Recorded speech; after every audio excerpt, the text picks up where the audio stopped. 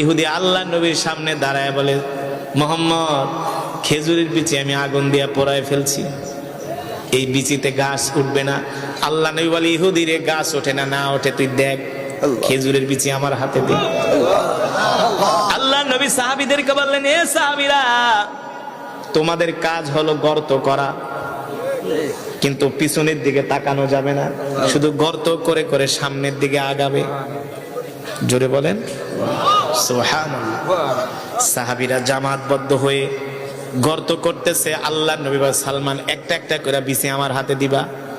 সালমান ফারসি একটা একটা করে বিচি আল্লাহ নবীর হাতে দেয়, আর আল্লাহ নবী হাতে নিয়ে থুতু মোবারক দিয়া সেটাকে পরিষ্কার করে। আল্লাহ নবীর বরকতি থুতু দিয়া পরিষ্কার করে করে ওই গর্তের ভিতরে ঢুকায়। বলে, তাকানো নিষেধ, সবাই সামনের দিকে তাকাবা। একদিক দিয়ে খেজুরের বিচি লাগায় যায়, লাগাতে লাগাতে যখন অপর প্রান্তে যায়, আল্লাহ নবী ইহুদিকে ডাক দিয়ে বলে, ইহুদি রে, এবার পিছনের দিকে তাকায় দেখো। ইহুদি পিছনের দিকে তাকায়, দেখে প্রত্যেকটা বিচি থেকে নতুন নতুন খেজুরের চারা গজিয়েছে।